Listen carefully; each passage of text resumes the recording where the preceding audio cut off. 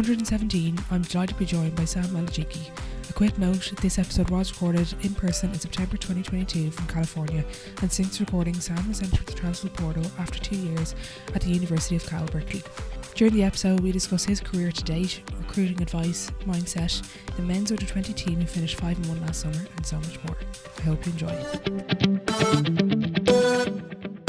Hi Sam, thanks for joining me on the podcast, but thanks a million for having me over in Berkeley as well. Yeah, it's good to have you here. It's, great out here in Berkeley, so, hope you like it. No, it's cool. For anyone listening, maybe I have a couple of listeners that aren't really from the basketball community. Can you give a bit of an intro into kind of who you are and where you came from? Sam Alajiki, I'm from Dundalk, Ireland. I played for the Ravens, born in Drogheda.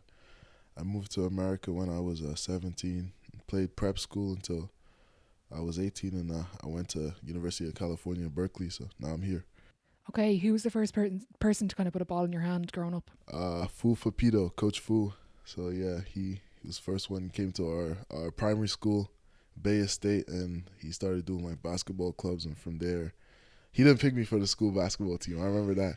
But then I wanted to get better so bad, so I went to like his basketball club at the local sports center and kept playing, and it was great. So you're like the Irish version of Michael Jordan when he gets cut from his high school team, is it? Yeah, but it was like fourth class, so not the exact equivalent. You're 6'7", is it? Yeah. When did you kind of hit your growth spurt? Were you always tall and kind of growing up? I was like kind of always tall. Like in sixth class, I was around like 5'11", 6 foot, and then I grew like an inch short too, like every year. So yeah, steady growth kind of. You were in Ireland until about 11, then you went to the UK, was it? Yeah, I went to the UK in 11. First, I lived in Essex, and then after a year in Essex, I moved to Kent, and I kind of settled down there. Went to the Canterbury Academy until I was 16. I went to Barking Abbey for a semester, and then I moved to the States. Did you overlap with Kieran Farrell in Kent Crusaders? He's in the US now. We didn't play in the same season, but when I would come back, we would always see each other. And he played for Richmond Knights, and some of my closer friends I played for Richmond too, so yeah, I was close to them at the time. If we're speaking like technicality wise, you're probably more of a product of British basketball rather than Irish basketball, because the more developmental stages in the teenage years were over in the UK. Yeah, I would say that. I'd kind of say I'm a product of like 3 coaches. Adam Davis, Coach Billy Beto, and Coach Jesse Sazin. And shout out Tony, because Tony always says I don't give him a shout out. So shout out Tony, my strength coach. So yeah, the Kent Crusaders, they did a lot for me, and they really like made me work hard, because I didn't understand what hard work was at the time. Like I just thought you'd show up to the sessions and you'd magically get better every year, and like as you got older, you just magically become good. Yeah. And I didn't understand like you really had to put like a lot of work into basketball. So.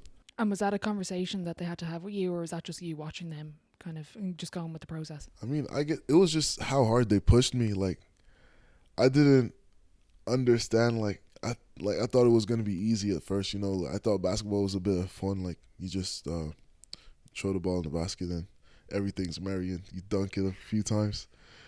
Yeah, I didn't realize you had to really work out.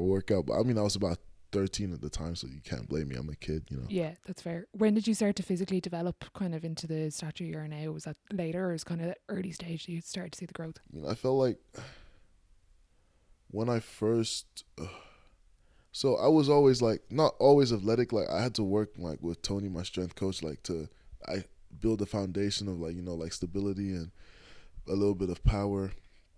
And then probably when I turned like 16, 17, like I started filling out a little bit. So I started hitting the weights a little bit harder.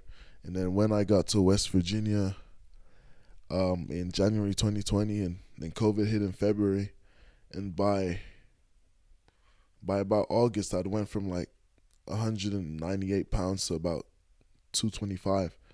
And I still had like low body fat. I just put on so much muscle. I was like lifting and working every day. I lived right beside the gym, so like that was really a strong time of hard work. You must have been putting down some serious calories then to make that growth though. Yeah, man, I was eating everything. anytime, anywhere. Just you call me, In and Out, we're going. Shake Shack, we're going. It didn't matter, to be honest. Chick-fil-A was my favorite though. I ate it every day. Yeah, I love Chick-fil-A. I haven't had it over here. Is there anywhere near I can go Yeah, to? there's not any in the Bay Area. Okay. Walnut Creek is the closest one. Yeah, it's like 20 minutes out of here. So Okay, I have to go to In and Out or Chipotle on my way home. Can you just kind of speak about the growth of British and Irish basketball? But like we're obviously seeing, obviously I document all of the Irish stuff. Obviously hoops fix. There's all the British stuff. You know, just speak about kind of the growth of the game you've kind of seen over both those kind of provinces and countries. I mean, in Britain, I feel like Hoopsvik Sam Nieder, he's probably the catalyst to all the growth. Like he's really pushing everything forward. Obviously, Luol Deng and Steve Veer with a Deng camp, they pushed a lot of players forward. Like I know a lot of players who owe their college careers and their scholarships to Luol Deng and Steve Veer for that Deng camp, because it was like there was places to get exposure, but that was like a big Was that like the place to go? Yeah, like the top 50 camp, like if you perform well and like you were a top 20 player, like you were probably going to college on a scholarship. It was good. And were you involved in that camp? Yeah, I was involved. I was probably about 16 at the time, and everyone else was about 18, 19, but I was just happy to be there, honestly. Okay, it was a bit of a wake-up call, wasn't it? Yeah, I mean, I played decent, like, but yeah, I feel like, it definitely was a wake-up call, like, it's high-level basketball out there. How did you find kind of coming back when you obviously haven't played within Ireland for a while, but coming back to the national team this year and kind of seeing the growth in that team? Like obviously lots of talent in that squad, but like, can you, even looking from afar, what's it like kind of looking at the growth of Irish basketball? I mean, I feel like it's growing exponentially. Like for our team to go 5-1 and like to beat teams like we did, like beat Bulgaria, like really have them smacked down. Like just a lot of countries we just smacked down. Like for Ireland to do that, like I remember like walking in on our first game and even just walking into the hotel and they're looking at the Irish team, like they're not even intimidated by us. Like they didn't care like we were there. They just thought it was a free W. And like to end up like actually beating like 2 teams in our group out of 3 and like just putting on a smackdown in the elimination stages, like it just shows how much we've grown and like how much we should be proud of how we've developed. I know like the growth process for like basketball in Ireland isn't like perfect. Like obviously there's bumps in the road, but I feel like just like if we look back and see like where we came from, like I remember when I lived in England and I wasn't really playing. I didn't play for Ireland at all. I remember like looking at teams. I remember there was a Division C team that like did pretty well, but apart from that, like I remember like it was normal for a team to come back with like 3 or 4 losses and like people would just accept it. Like I feel like we've come so far from there and like it can only go up. Did you start to notice the other countries kind of turn their heads at the championships and kind of say, who are these guys? We really need to start respecting the Irish jersey more? Oh yeah, like I feel like our first game they probably didn't even scout for us. Like that's how I felt. Like they didn't know what anybody did. They were giving CJ threes. They were giving me free drives to the basket. They were giving Rap whatever he wanted, and yeah. But after that first game, like I feel like people took us seriously pretty quickly. I feel like Latvia definitely took us pretty seriously after our first game versus Hungary. Okay, fair. I'll come back to that team, but we kind of spoke about the States there, but who planted the idea of going abroad? Because I suppose when you look at, from an Irish perspective, it's kind of the UK, the US, and you were involved in an academy in the UK. What was the kind of thinking to go to the US then? Who kind of planted that idea for you? My idea of going to, I feel like everyone originally advised me to, go through the full UK pathway and go to college after, but like I felt like I was at a point that I don't know, I just wanted it so badly and I was so impatient at the time. Like it was probably a little bit of immaturity too. Like I'm not saying my thought process was perfect, like, but yeah, it was probably, I was like 16 and all I could see on my phone was all these kids in the US. I was like, I'm better than this kid, I'm better than him. Like, why can't I just go over there and do the same thing, So that was my main prompt to go to the US. Do you think you could have got, and did you have offers before you went to the US? Could you have gone straight from the UK, do you think? Yeah, I had like 1 or 2 offers. Like, yeah, it was from schools I respected too.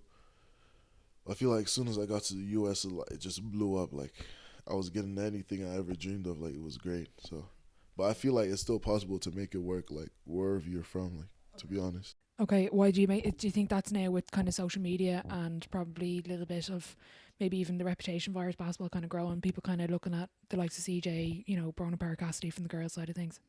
Yeah, I feel like the reputation is definitely growing. Like, I feel like when I was going through like high school and middle school and stuff, like a coach flying over like to come see a player, like that was mind boggling to me. And I feel like now we just see it more and more and more, just because like the coaches are starting to realize like, yeah, there's actually talent outside of America that we can recruit, and it's probably a little bit easier because you're not like in a recruiting battle with as many schools for a player, you know. Yeah, I know what you mean. They're kind of like, I know a lot of the scouts kind of go to European Championships where maybe not a lot of coaches will go. Now it's difficult for maybe Ireland less so, but like they're battling then, do you go professional or do you want to go to college? But who was the connection to go to the US? Where did you end up going? Was it Beckley Prep first?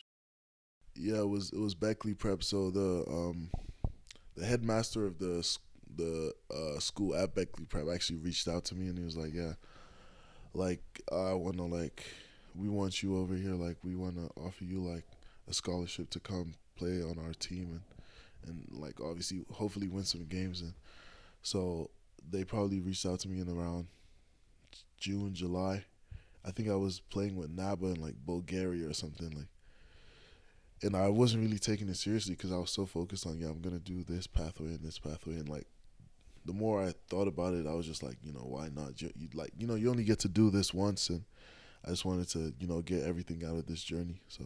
Were you looking at the Czech Republic at one stage to join is the CBA Academy where Moby is? Oh yeah, the GBA Or Academy. So GBA, yeah, sorry. I was actually there for like probably a month, just like working out. Like the coaches there were actually great. I'll tell you that. Like they were amazing. Like shout out Coach Gilbert. Like he was great. Shout out Jimmy. He was great too. So yeah, like they were like for my development, like they were great. Like yeah, I can't even thank them enough for like what they did to me or what they did with me in like just a month. But yeah, like, I was looking at them seriously, but at the same time, like I was saying before, like just looking at my phone and seeing all these kids in America. Your ego was sort of playing into it, Yeah, wasn't it? it was hard not to go to America. Yeah, that's fair. And when you're over there, can you compare kind of that high school prep basketball level to UK Academy? What level, is there much of a gap? What do you think? I mean, at a high school stage, like just regular high school, I feel like the two are probably like the EABL league, like the Academies league. I feel like the two are pretty similar. But when you start getting into like national prep and like ranked top 25 teams, it's like there's high school teams with like all guys D1. Like my Beckley prep team had like 4 or 5 D1 caliber guys. My St. Benedict's team had like 4 or 5 top 100 recruits. Like I'm pretty sure like the whole squad that year were all Division 1. We were all Division 1 players, or at least top 100 recruits too, to go with it. So it was like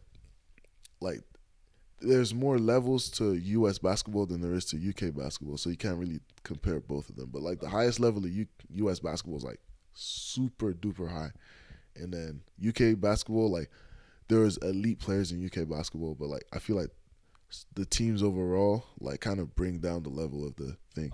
But at the same time, like there was the Hoops Fix versus Sierra Canyon game, and that just showed like the best UK players like are going with the best US players, like, and it was pretty clear to see, like, so yeah, that's what I feel about it. Do you kind of think that then, like what I'm guessing is the UK players, obviously there's elite players, but maybe the teams kind of dilute the competition, whereas when you go to the States, it's all of the elite players together in one sort of division? Yeah, because it's like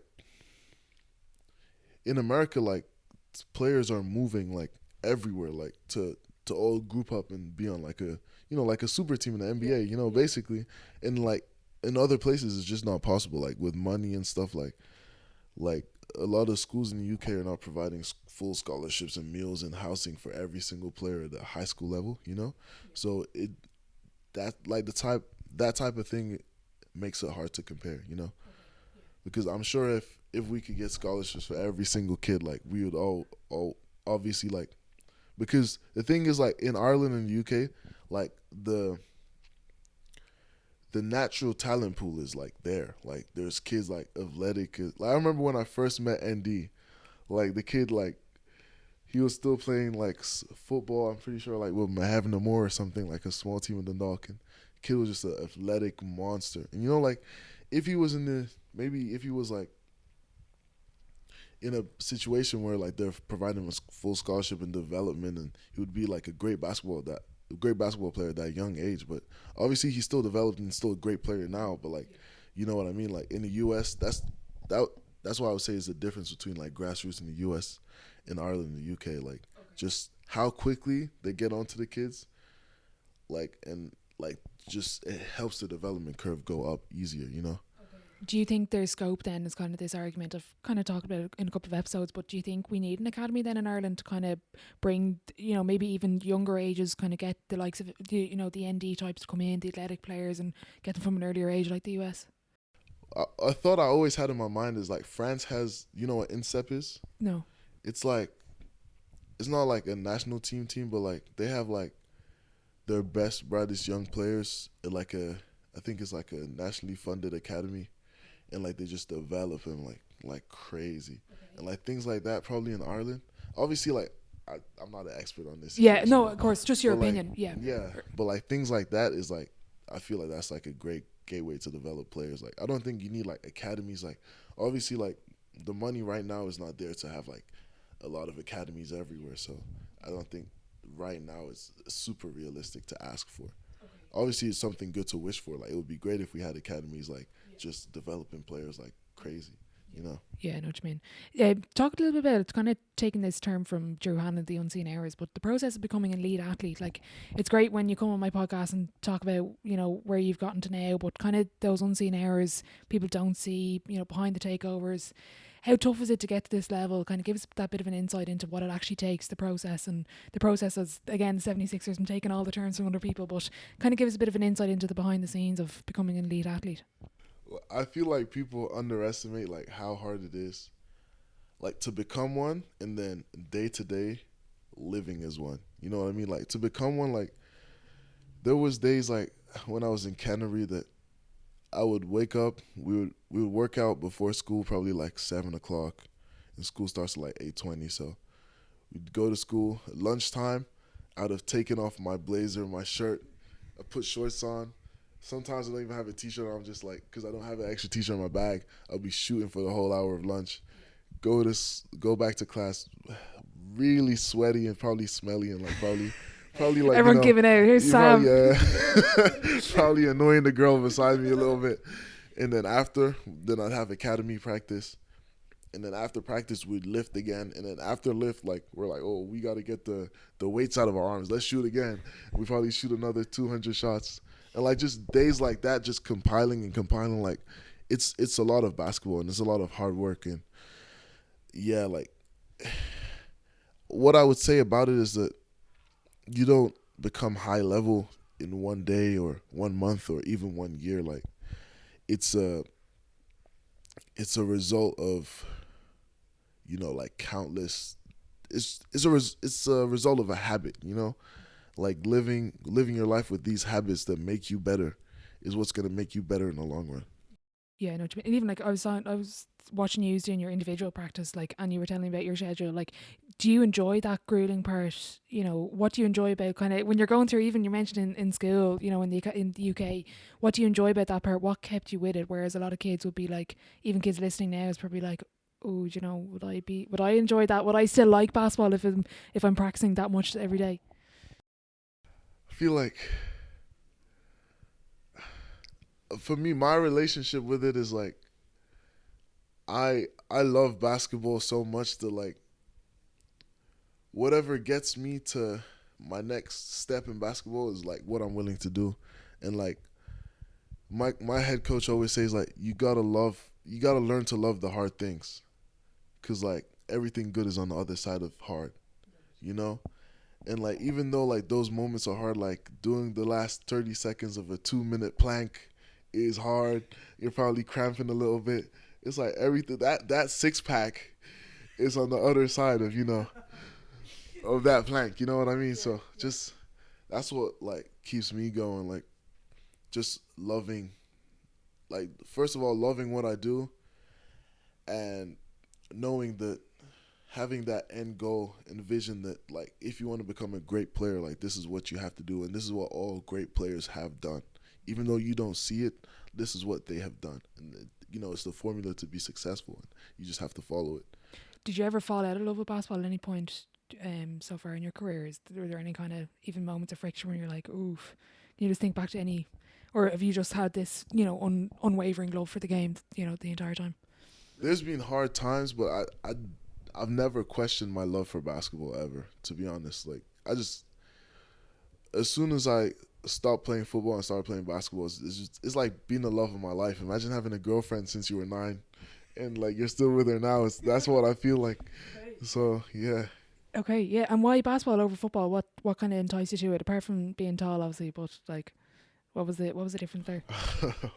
So when I was in Canterbury, I was trying to play in the football academy first, Okay.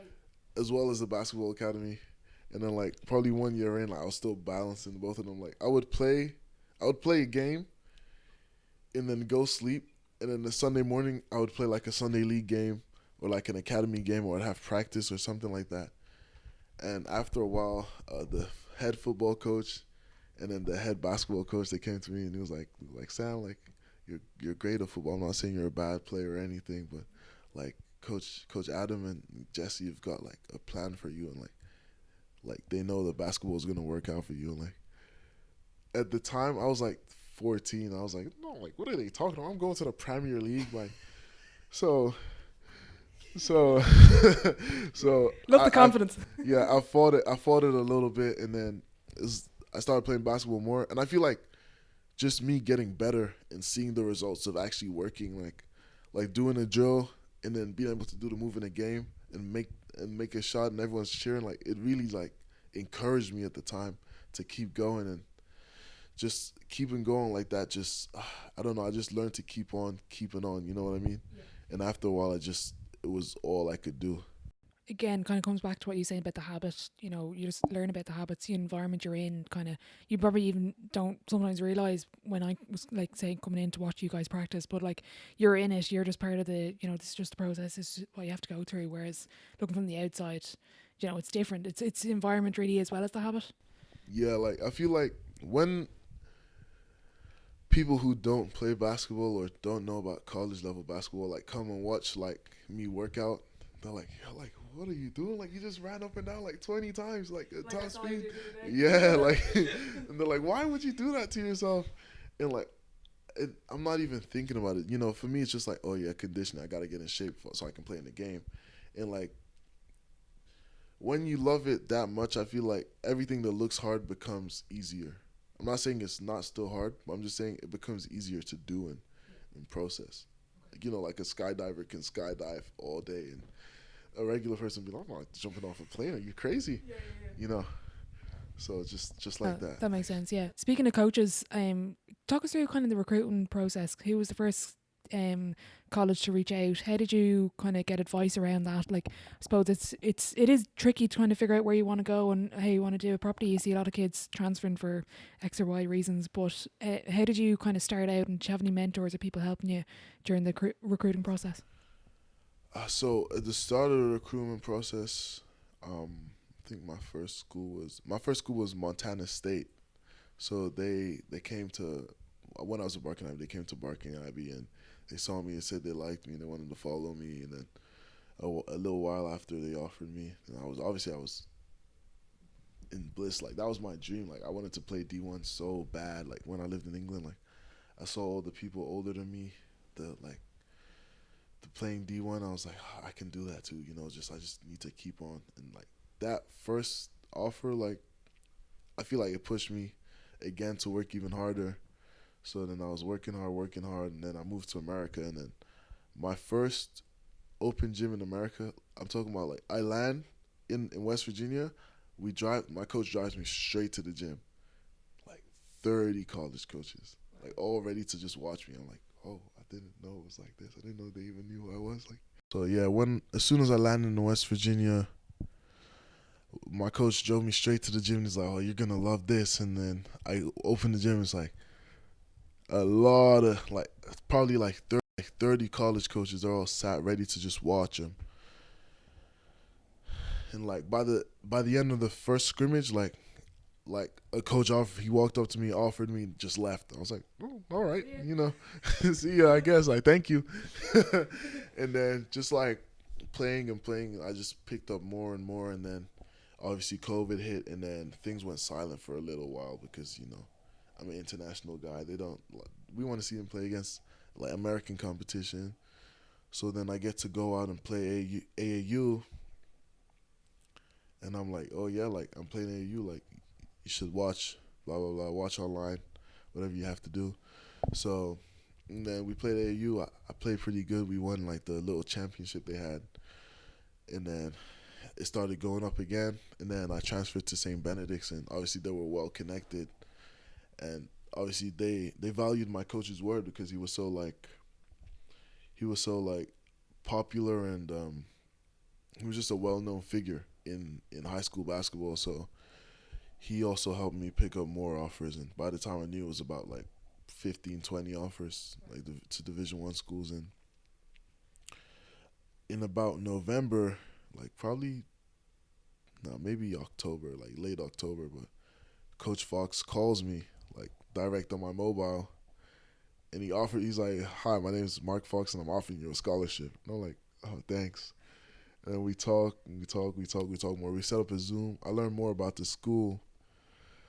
And then like I was really high on academics, so I was really looking at like Ivy Leagues and like just really high academic schools. So I didn't know Cal was like such a prestigious school. Like I'm just a kid from Dundalk. Like I didn't know anything about it. So he educates me on all of that. I connect really well with Coach Harriman as well, our assistant. I just love everything about it. Obviously I couldn't visit because it was the middle of COVID and it was against the rules.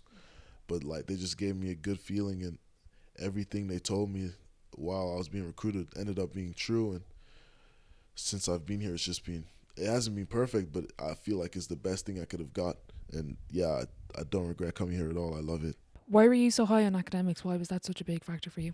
I mean, my parents, like they just really wanted me to get like a good education. Like they knew that there's a lot of schools that are just gonna focus on basketball and like probably cheat you through school or like do something like along those lines, or like you have easy classes or whatever. But yeah, because my whole family like was really smart, so they were high on me still like being like a great student as well as an athlete. So my dad and mom definitely didn't let me like just go to any school. They wanted me to go to like the best I could get, because they told me that if I was to have this opportunity to go to school for free and have schools want me to go, that I should use it to my advantage, and they didn't want me to regret in like 30 years that, oh, I should have went to a better school so I could have a better job and have a better career and feed my family better, Yeah.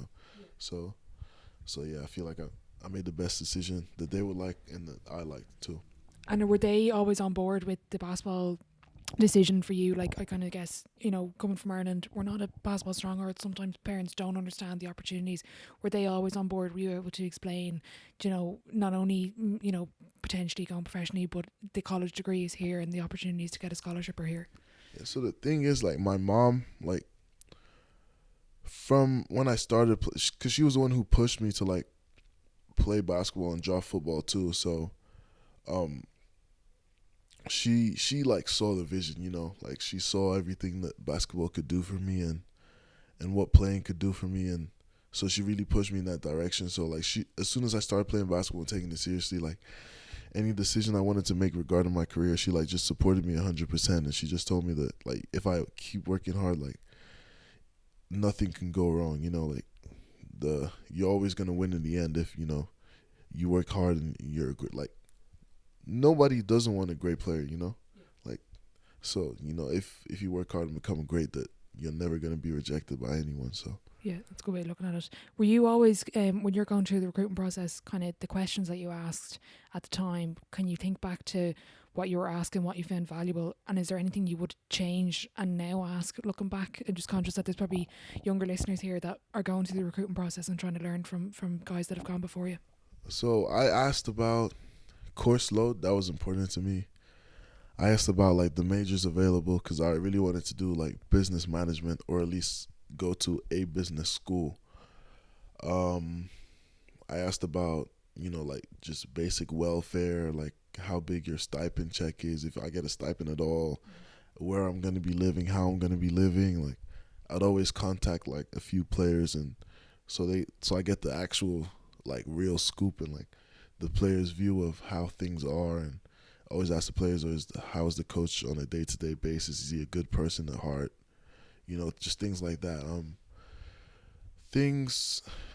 I mean, Cal was like a close to perfect situation for me, but things like I would have dug deeper into, like things that Cal did well that I wasn't thinking about before I got here, was how I'm gonna eat. Like, what is the budget for my food? Like, where's the food money gonna come from? How much do we actually train and practice? What is the fashion, like, how do we train and practice? Like, are we gonna actually practice and get with it every day and get better? Or are we gonna, like, fluff around, go over stuff and call it a day? And, but I was always just focused on my development and like what I could bring to the team that was recruiting me, like what I thought I could bring personally to the team that was recruiting me. And I felt like just with Cal, and like I watched a few games with my cousin. He coached me at St. Benedict's as well. So I watched a few games with my cousin. He really thought I could like bring shooting to the team and like just bring a little spacing and like some defense and just some like some grit to the team. So I was like, yeah, it's a great fit. I love to shoot. I love to play like hard defense, and bring a little grit and energy to a team. So Cal ended up just being the perfect situation. Like in the midst of COVID and all the uncertainties, like not being able to actually see a school, like I feel like I navigated it pretty well with my cousin helping me. How did you find kind of coming here? What was the biggest jump that you found? Or jump, but more of an adjustment. Was it more physical? Skill wise, what was the biggest kind of jump you had to make when you arrived here? For me, I feel like I was always like I was good physically. Like I didn't need to make any crazy adjustments except for my conditioning, because I feel like you have to be way more in shape to play the game in America. But apart from that, it was my skill and how I thought the game that I really had to like change, because I feel like before I moved here, I didn't see anything ahead of time. I would just like go, and if someone gets in my way, I'd try and make a move and go again. And but then like just things like just the game slowing down for me, like just understanding the game more is something I picked up here. I'm sure I would have picked it up if I kept playing in Europe. It's just come with getting older. But the main thing I feel like that was distinct to America was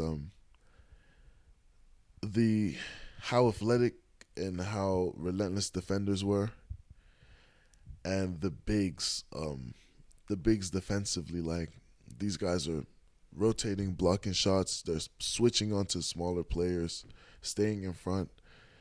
Just bigger, more athletic, and faster all across the board. So I really had to adjust to that, because I was used to, when I was back home, being the most athletic guy on the team. And like I was expecting a poster dunk every game, or at least a dunk.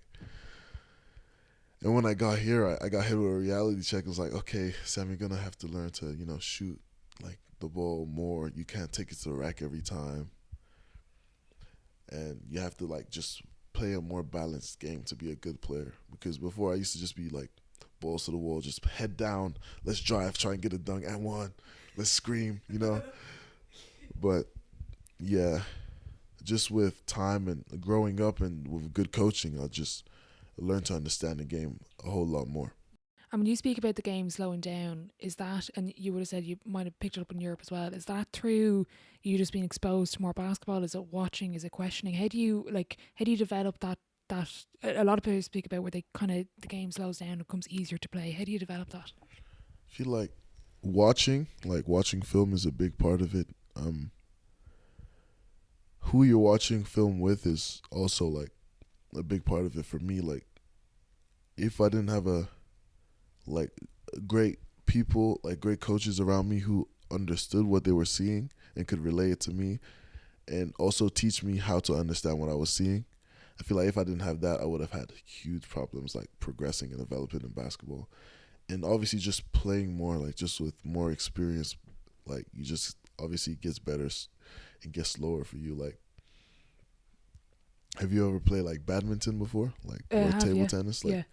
the more games of table tennis you play, like it's easier to make decisions. Same thing with basketball. Like the ball doesn't come as fast to you anymore. Like when you're, kind of seasoned playing badminton, table tennis, and I feel like just reacting to the defense or it's just seeing the defense ahead of time becomes way easier. Like you're when you have like knowledge of what's going on, and also just like have experience of playing the game and knowing like, okay, if help comes from that side, that guy's gonna be open, or if he doesn't come now, the I'm gonna have this amount of time to get a shot off or get to the rack to get a layup. Just things like that, like just thinking while you're playing is, yeah, it just comes with time, experience, and good mentorship and coaching. Okay, and is that when you speak about film and watching it with coaches? Obviously, you do it as a team, but is there scope there for individual work with Cal? Do you do individual video? Yeah, we do individual film too. Like you have a coach assigned to your position, and then your coach will go through all your clips, and not just you with the ball, like you off the ball. Like let's say you didn't move, like you didn't rotate and come around the ball to create space for your teammate. Probably they'll point that out, or like on defense, if you're like bad positioning by just a step, they'll point that out. And those are things like you usually don't catch in the moment until after it happens.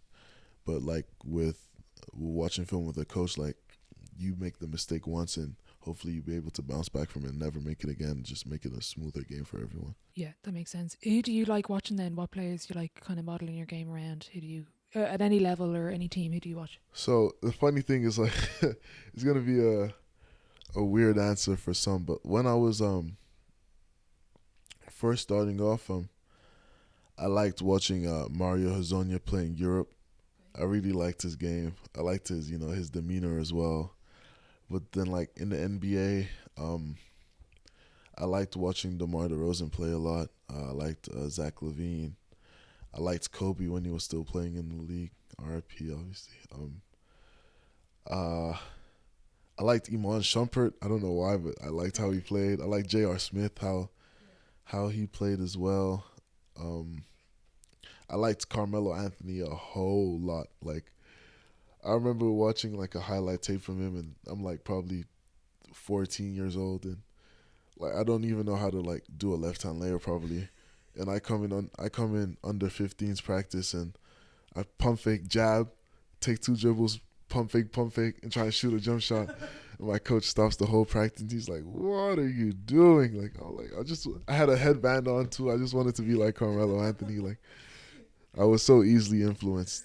Yeah. Did you have the shooting sleeves on as well, the arm sleeves? Oh, I bought a shooting sleeve. I bought two white ones. I bought leg sleeves too. I bought everything. I wanted to get a tattoo. I was like 14. It was crazy.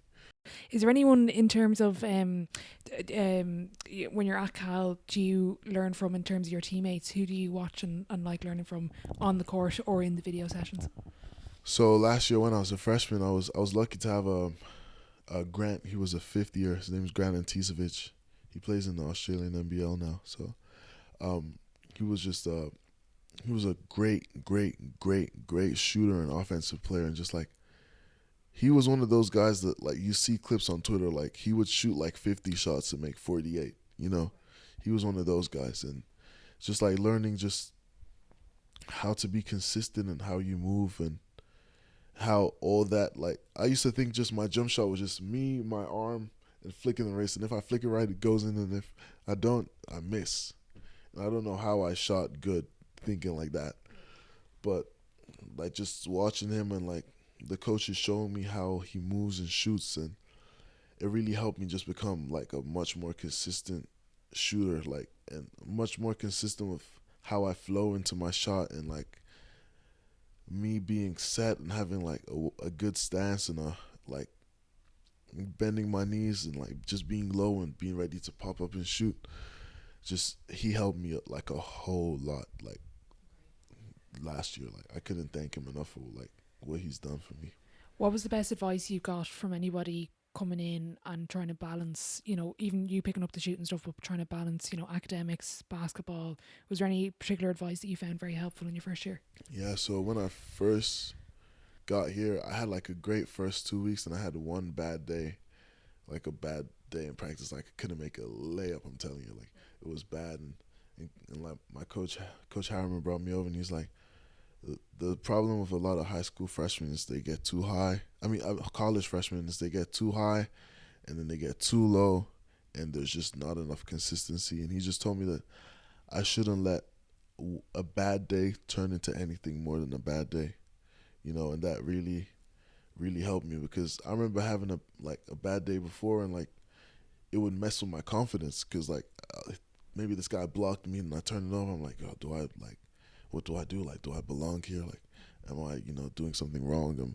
Am I messing up the team? Like, and he just told me like, don't let a bad day turn into more than that, and it really just helped me like reset every day, reset my mind, come into practice knowing this is a fresh practice.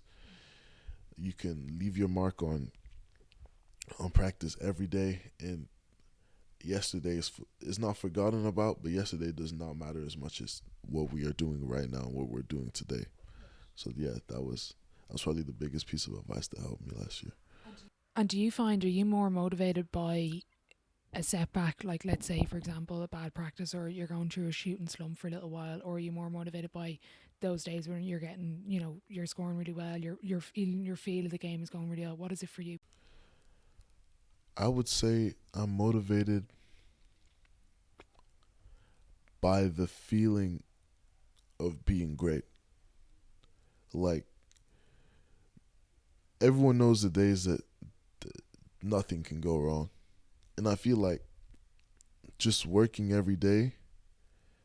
Like when you watch, obviously no player is perfect, but when you watch players like Luka Doncic or Jokic, it's like when they have the ball, usually, like, boom, something just happens out of air, and it's right. Something happens out of thin air. I mean, but like, it's a great read or a great pass, or they make a shot. Like that feeling, like of nothing being able to go wrong, even though bad things are gonna happen, but like just having the ability inside you to make any play on the court is what really motivates me and pushes me, because I feel like I can be that type of player. So you're chasing that feeling of kind of, I'm trying to, what's the word? But like, yeah, I know what you mean. Kind of that the invincibility nearly on the Yeah, court. just being great, Yeah. How do you find the schedule? Give us a bit of an insight into even your summer work. And I know you're starting team practice soon, but kind of the schedule in the season. How difficult it is and how heavy it can be. So I mean, for my full day schedule, I usually wake up around 6:30. It gives me time to like really get ready for the day, like properly clean myself and properly make breakfast and eat, and then I have my first class at 8. And I usually have class from 8 to 12, and then from 12 to 5 is I'm usually in the gym. We usually have team activities in that period of time, but in that slope from 12 to 5, I'm either getting ready for practice, practicing lifting, or stretching after lift, or conditioning after lift, or then getting changed, and then probably get home like 5:30, until like 8 o'clock, 9. I'll do homework or do whatever I need to do for the day, and then if I have time after 9, I'll go back to the gym for about an hour, and then get shots up and try and get back home for 10:30 so I can sleep again for 8 hours and wake up again at 6:30 the next day. Wow. That's usually every day. So Okay, so I'm interrupting your shooting, am I? How do you, what do you practice then when you go back to the gym by yourself? Is there any specific routine you like to go through, So or I you just mean, change it up? I tend to. My coaches usually give me like what they think I should work on, and then we usually devise a plan of like drills and stuff to work on that in that period of time. So I could say like maybe the last month or so I've been working on finishing well in the paint with both hands, like not just layups, but like floaters, like jump hooks, like turnarounds and things like that. So they'll give me like a little workout to be able to, like get better while also still like doing everything else I need to do for the team during the day. So I get to get better at night too, so the development doesn't stop. What do you see as your biggest strength in your game? What do you think it is? I feel like my biggest strength is probably obviously 3-point shooting, and then just being versatile, like being able to just guard anybody. I feel like in the Euros, I guarded the center, and I switch on to the point guard and guard the shooting guard and power forward. Like just during the course of a game, like I feel like that's my biggest strength because it helps me. It lets me be able to play with anyone, which lets me play more, which gives me the opportunity to help my team more by playing more. Yeah, love it. Is there anything you've realised since coming to Cal that you've improved on? Is there like that evolution of your game? What have you noticed that you've gotten better at? I feel like I got much better at catching and shooting the ball. I used to have a thing that I would shoot off the dribble better than catch and shoot, which doesn't make sense in theory, but I used to have that. But like, I feel like Cal really brought some consistency to how I worked and refined my skill set in a way that, I just got better at catching and shooting the ball by like exponentially. Like I used to look at my numbers. I remember when I was a junior, I probably had one of my best shooting seasons as a junior, and I probably shot like 40. I think I was 49% off the dribble, but I shot like 37 off catch. But it was because I always had the ball in my hands. So I wasn't used to catching and shooting. But obviously in college, I wasn't like the center of everything. So I had to learn to play off the ball. And just learning to play off the ball, I just learned to obviously catch and shoot and just everything off the catch, like catch and rip, and catch and shoot, catch and make a quick decision to pass the ball. Just working in small areas of time. You don't have a lot of time when you get the ball in college basketball because the defense is so dynamic and athletic. And just being able to be efficient with the time I have and the space I have is something I greatly improved on. What was the biggest learning you took from the year, whether was it in basketball or off the court, from your freshman year?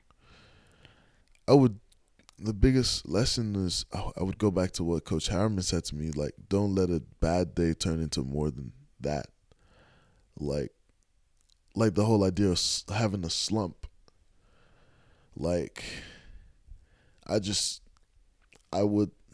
biggest thing I learned is refusing to have a slump, or refusing to even let that get in your mind that just because you had a bad day yesterday and increases your chances of having a bad day today.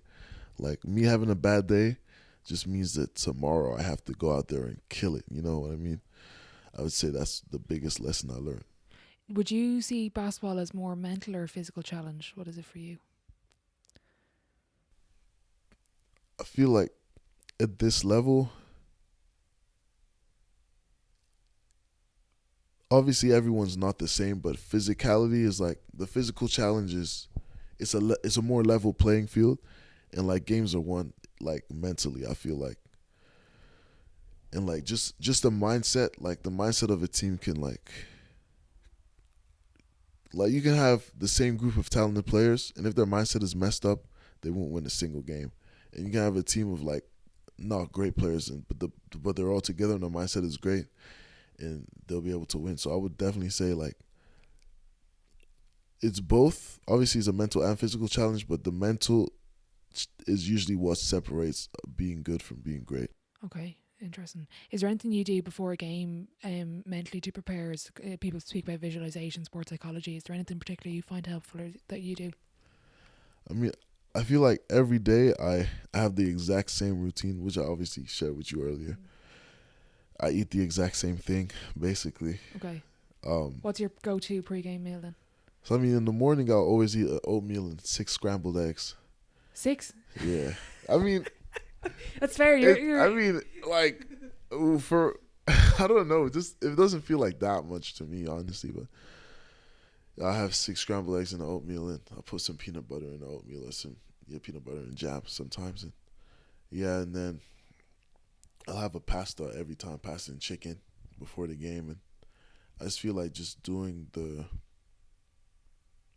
the same thing over and over. It just gives me a sense of consistency that I'll be able to carry over into the games. I know it's probably like a little superstitious, or I was gonna say. but yeah, I just feel like that consistency just usually carries over for me. Yeah. So Okay. yeah. That makes sense. Do you have any other superstitions, like people say putting on the right sock before the left sock? Is there anything you do that kind of bit superstitious more than just the pasta and chicken? Um, superstitions. I mean, the only like thing I do for luck or superstitions, I have a little like with. I mean, everyone who knows me will know this. Like, I have a wizard tied to my backpack, like a doll figure. His name is Steve. Yeah, I carry Steve everywhere I go for luck. So yeah, that's probably the only superstition I really Okay, have. right. Interesting. And obviously to your freshman year, like Pac-12 all freshman honorable mention, that's the first time Cal had anyone since Jalen Brown. Speak about that first year and how successful you had it and kind of what you're hoping to build on moving forward.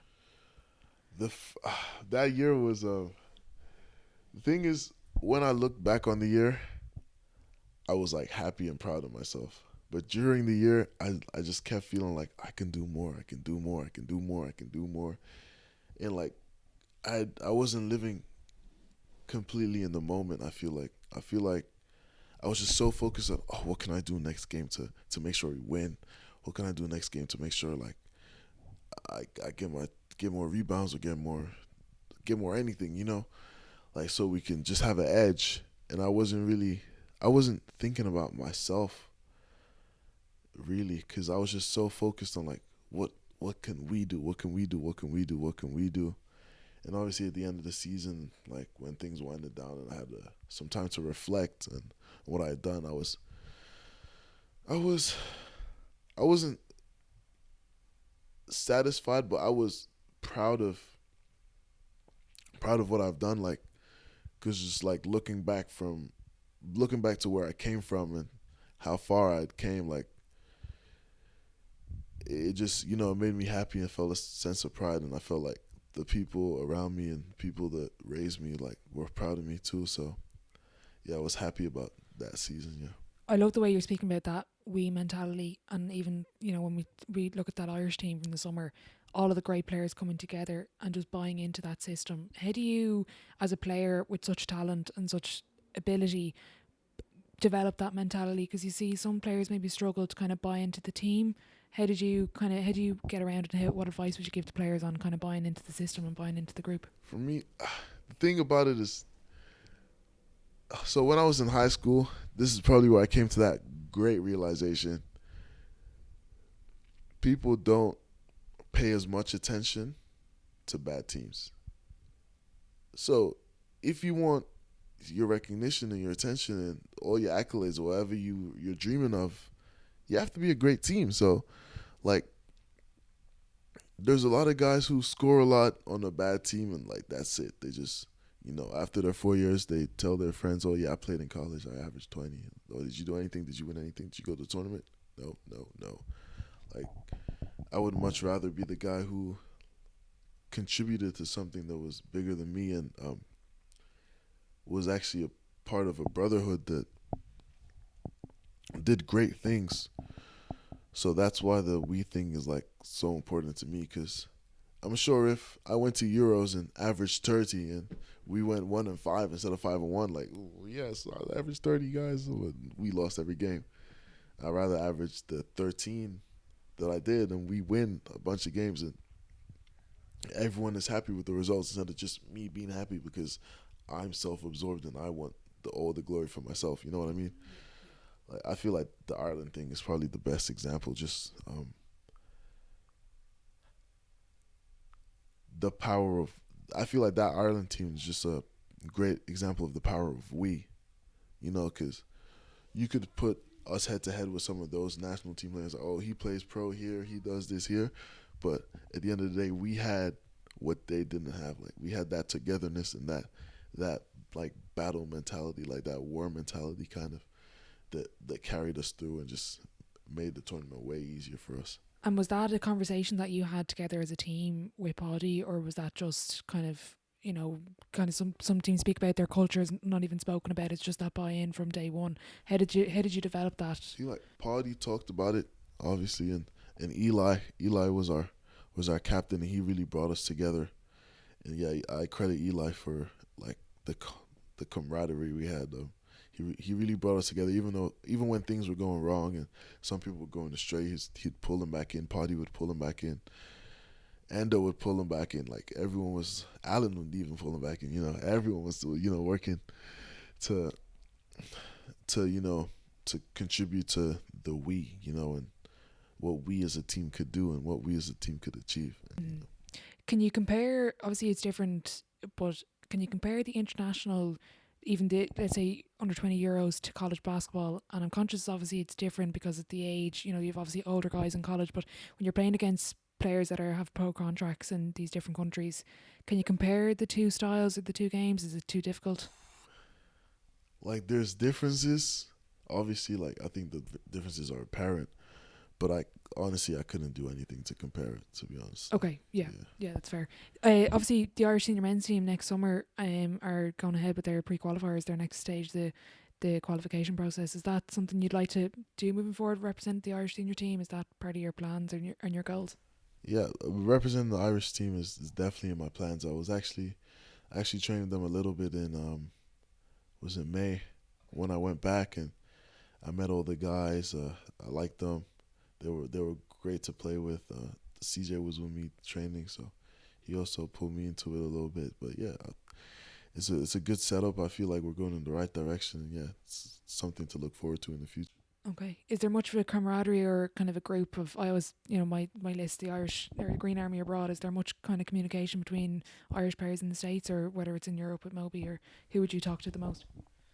I mean, we have our under 20 team still has a group chat that's still popping every day. We're talking every day. Like the banter did not stop in Georgia. I'll tell you that. Like like yeah. Now we talk a whole lot, and yeah, it's definitely a Green Army abroad. I'll tell you that. Yeah, definitely. Love it. Speaking of Green Army abroad, there's a Irish guy now with you and Cal. How special is it not only to have an Irish person, but from Dundalk, and to have that connection for so long, to come together in California? Yeah, that's my guy for real. Like yeah, and I love that he's here. I feel like he's gonna be great here. He's already showing. He's showing that he can be a great player here. You obviously watched his workout. It's great. So yeah, nah, it's great to have it's great to have someone who grew up like you and understands like where you came from and why you see things the way you see things and why you think the way you think and why you act the way you act. Just have someone like you, because sometimes it feels like when there's a room full of people who did not grow up like you and can't relate to how you feel, but like just won't see it through the same lens, it could feel like sometimes you're kind of the irrational one. But like ND just being here is being able to bring that level back to me, that okay, like this is why I think the way I think, and this is why I have this view on on this or that. What advice have you been giving him about just balancing not only basketball but the off the court stuff? Is there anything you've kind of imparted on him wisdom wise? I mean, I try to impart, a lot of things on him. Some things he takes, and some things like, he has to figure out himself. Obviously, like there's no cheat sheet to life, so I feel like a lot of colleges definitely navigating things for yourself and making your own mistakes. Obviously, we try to avoid the mistakes as much as possible in basketball, but in life, like obviously, there's things you can tell someone, but it's better to just let them live for themselves. Do you feel like when we talk about basketball and the commitment level and everything you've put in, does it take that amount of sacrifice you've put into the game to get to this point, or do you think you could have sacrificed a little bit less to get to here now? What do you think? I feel like if I sacrificed less, I may still be playing Division 1 basketball, but I probably won't be playing at Cal or a high level like Pac-12 or high major basketball. So like yes, there was a route for me to sacrifice less. I could have stayed with my family longer and things like that, but I just feel like I wouldn't have reaped the same reward, you know? So yeah, I don't regret the sacrifices I made at all. I feel like I still got to live my life the way I enjoyed, and I still made memories with a lot of people, basketball aside. So yeah, I mean, there was definitely a path for me to live more and probably sacrifice less, but I don't really like regret sacrificing as much as I did. Do you ever feel like that you've missed out on kind of maybe the normal, like normal in air quotes here, but like the normal teenager life, the normal college life that would be here in the States? I drove by all the frat houses the other day. Is that something you ever, like not specifically frat houses obviously, but is that ever something you kind of think of as, geez, you know, if I wasn't playing basketball, I'd be doing this or that, and I kind of missing out on maybe, you know, X or Y? Yeah, like that's always something that like friends that don't play basketball bring up to me. And for me, like I would always say, oh, if I wasn't playing basketball, and then I stop myself, like if I wasn't playing basketball, I would not be here at all. So there's no experience to even enjoy. Obviously, there's a time for doing this and that, but basketball is always first, and I say I prioritize basketball. So yeah, I feel like basketball has been a catalyst to a lot of things that went right in my life. So like to take basketball out would kind of like take a part out of my life that gave me so much. So I wouldn't be able to have that line of reasoning of, you know, without basketball, because it's been part of my life and a big part of my life for so long. What attributes do you need to play college basketball? And I always kind of think of it as it's like it's not. Can anyone be a college basketball player, or does it take a really specific type of personality or person to do it? I feel like it takes a really specific, like not personality, but just person. Like this is it's a game of dedication. I feel like, and you, I feel like you have to stay up to throw the last punch. You know, and a lot of people can't stay up. That's why it takes a specific type of person. What would be, from your perspective, and obviously this is just your opinion, but what would be the most underrated skill in the game at the moment that you've seen, maybe in Ireland or here? Is there anything that you've kind of picked up on these ages? You know, we should focus more on this and pay more attention to it as coaches or players. I feel like when I was playing with CJ, I realized controlling pace is an extremely underrated skill. Like how CJ could control the tempo of a game while we played was like, it blew my mind. It was like, okay, so they're pressuring him, but he's just bringing the ball down like nothing is happening. Okay, good job, CJ. We get into offense without any, without any complications. Like, good job, CJ. And like how that affected how we played and like how stable we were as an offense was just insane. Like it was times that I thought it was just chaos on the court. Like a team would like come double team or triple team somebody, and CJ would go, "Give me the ball. Okay, let's go." You know, like it was insane to me. So I'd say like controlling the pace of a game was definitely like an underrated skill. Okay. What would you define as a successful career here in Cal for you, kind of finishing up your college career? What would you kind of, it's hard to predict the future obviously, but you can't, but kind of what would you hope to achieve during your time here? I feel like there's two successful careers at Cal. There's have a stable like 4-year career of, like gradual growth and everything, which is, contributing to the team, like winning more games every year, like averaging more points, averaging more rebounds, like whatever the team needs to win. And then there's the second road of having a great year and then going straight to the NBA. That's also, also a success. So, yeah, like I wouldn't be able to define one image of success in my mind.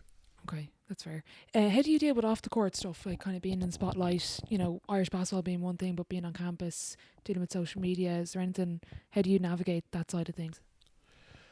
I mean, I navigated like just by just being who I am. Like, if I feel like if you are who you are and you're a good person at heart, that there's nothing that can trip you up in life. Like there's no way you can get in trouble if you're just a solid good person. And I was raised by my parents to be a solid good person, and I've tried to be that every day, and yeah, so that's how I navigate my life. NIL, obviously, big deal for athletes over here. Did you sign a deal at one point with somebody? How have you found that whole process? NIL space is definitely for international athletes. I'd say it's extremely complicated. But I was able to go to NIL Summit in Atlanta, Georgia, and get more information on what I should do. And what I found is that I can complete any NIL activity I want if I'm not on U.S. soil.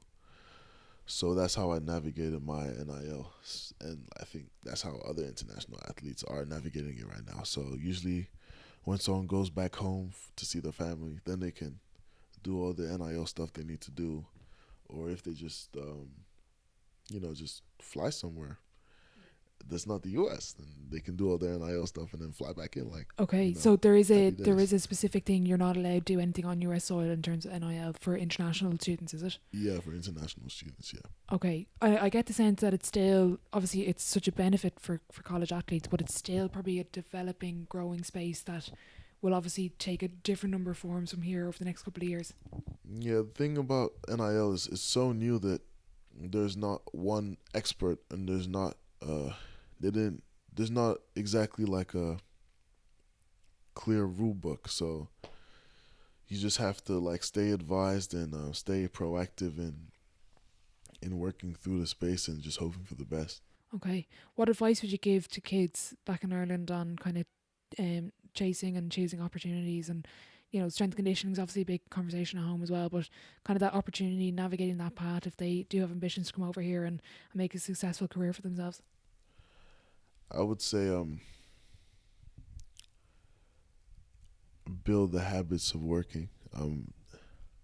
Stay focused as much as you can. Like I understand you're a kid and you're gonna want to go to like dance night or something, but stay as focused as you can on your, and you have to remember your goals, and you have to remember what it takes to choose those goals, and to achieve those goals. And it's not gonna be easy. Like doing this like is not a walk in the park, but I'm telling you, like if you stick with it, once you get to college and you play and you feel like the atmosphere and what it feels like to win, like you won't regret it one bit. Brilliant. What are your ambitions after college and even after basketball, if you can think beyond that point when you retire eventually? For after college, I just want to have like a long, healthy, professional career. And for after basketball, I probably like, I know it sounds cliche, but I probably like delve into the business world. I feel like I was actually talking to a guy in a cafe yesterday who was an investment banker, and he was telling me all about his job, and it sounded really interesting. And yeah, something like along those lines. Working with numbers. I'm pretty good with numbers. Like I usually remember everyone's stats, and they're like, "You're a freak. Why'd you remember that?" In terms of then finishing up basketball, that's interesting. You want to move away from the sport, but is there any particular, if people were to remember your name and think back on your careers, what type of player would you like to be remembered for? I would like to be remembered for like the passion I showed, my energy, and how great of a shooter, how great of a shooter I was in hindsight. Hopefully, so yeah, I think that's what I would really want to be. But apart from that, when it's all said and done, I would like to be like my name to be connected with winning. Like I want to be like Sam Alajiki won this many championships. He's a legend. Yeah, that's definitely what I would want to be remembered for too. Brilliant. I'm going to move on to the sideline 7. It's the same 7 questions at the end of every episode. Question 1: what is your favorite quote? Are you a quotes man, Sam? I wouldn't say I'm a quotes man, but can't remember who quoted this, but it was, "We see things as we are, not they are." Like meaning how we're feeling inside and how we feel is gonna like affect how we view things in our everyday life. Like if you're a happy man and it rains, it's like, oh no, I get to dance in the rain. Like I can bring my umbrella. I haven't used it in a few months. And if you're a sad man, it's like, why's my hair wet? My shoes are wet. My clothes are wet. Kind of that mentality side of things, that kind of outlook on life more actually than mentality. Yeah. Okay, very good. Question 2: what's the best sporting event you've been to? And you pick one as a fan and one as a player. So as a fan, sporting event I've been to. I went to.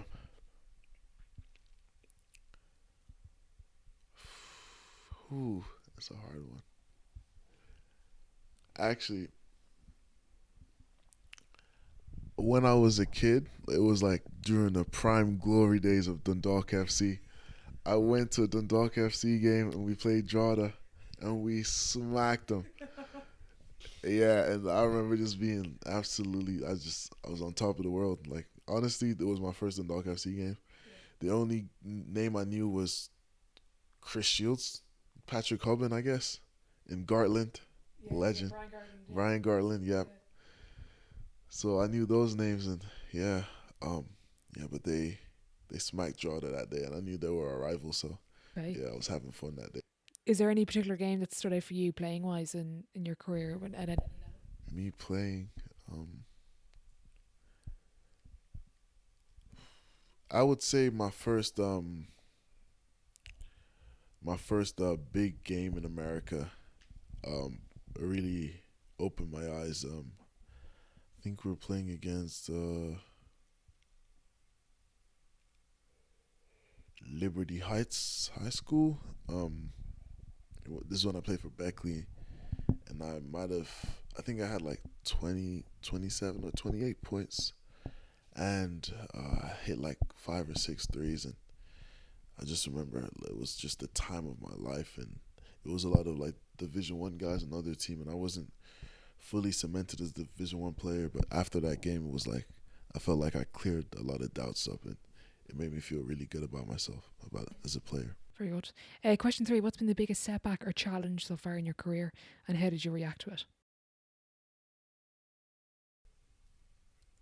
My biggest setback. I mean, I feel like my biggest setback was probably COVID, like just happening in general. It didn't happen at a great time for me. Like, just your recruitment's just starting to take off. You move to a whole new country. You're living with people like you don't necessarily know. Now you're locked in a house with them all day, and yeah, I feel like that was a. I wouldn't say it was a setback, but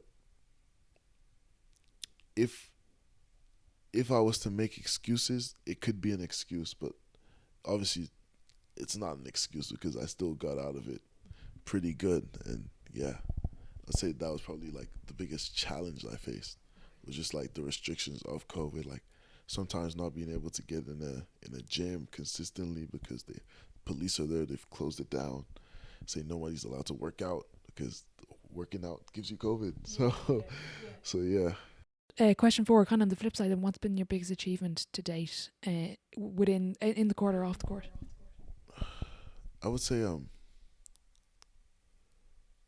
my biggest achievement is just being here today being here and being able to just navigate life as a Berkeley student first of all, and then as a Cal basketball player too. So like it's a huge challenge that not a lot of people can relate to, and um, I feel like if you could relate to it, then you'd understand how hard it can get sometimes, and just me being able to pull through any bad situation I've been in is definitely my biggest. Okay. Looking back, what advice would you give 18-year-old Sam? 18-year-old Sam, I would give you this advice. Don't be in your head so much and let things happen as they should happen. Like, yeah, I would just say like I saw myself getting frustrated with things that did not matter. Like what I was saying before, like don't let one bad day turn into more than that. Like if something happens, you shouldn't like dwell on it, or shouldn't be angry about it or feel like you have to do something about it just because it happened. Like sometimes you just have to let some things go and just keep keeping on. Okay. Who would be your dream dinner guest and why? And you can open up the table to a few people if you want. All right, I think I'd have a 5-man table. Okay. So me, obviously I'm one man. I would need to be a catalyst for talking, I'd invite Joe Rogan because Okay. talk and ask people questions. Yeah, so you're looking to be on the Joe Rogan podcast as well, is it? I don't think I don't think I'll be able to last a full 2 hours with that guy, but I'll bring Kobe Bryant to the table. I'll bring Kareem Abdul-Jabbar to the table. I would bring Elon Musk to the table. And then for the last spot, what is the hard one? I'd probably bring Robbie Keane, to be honest. Okay. Yeah, I feel like I'll bring Robbie Keane. I feel like he'd have a lot to say about growing up in Ireland and just relating to me and like being a high level athlete from Ireland. So yeah. Food wise, are you going to cook? Or are you going to get a takeaway? What eat around campus? What would you? I'll tell you this. I don't care what they want for dinner. I'm buying a spice box. Okay. If final question before I let you go, if your life was a book, what chapter would this be called? All right. This is actually a hard question. Yeah, I robbed it from Josh Hart. Used to have a podcast. He doesn't do any episodes. I took it from that, so it's definitely not my own question. This chapter will be called. Ooh, this is hard actually. Sorry guys for keeping you waiting. But creating suspense here, Sam. This chapter will be called "The Days of Discipline." Just because sometimes like you feel like you're waking up and you're doing the same thing over and over again, and like it's really your discipline that carries you through. Like some people will be like, "Oh, I'm bored. Like I'm going to do something else. Like actually, I don't want to play basketball, or this is too much for me." But I feel like my discipline and like the habits that I formed that brought me here will also bring me through. So yeah, I would call it the Days of Discipline. Like probably chapter. Let's call it chapter 19 since I'm still 19. So. Okay, very good. Look, if there's anyone listening that wants to reach out from a basketball perspective or just the feedback on the episode or just asking for advice, where would be the best place to find you and get in contact? Probably my Instagram at Sam Alajiki, or my Facebook as well. Facebook Messenger, Sam Alajiki as well. So. Okay. Well, Sam, thanks a million for joining me on the podcast and thanks for having me. Really appreciate it.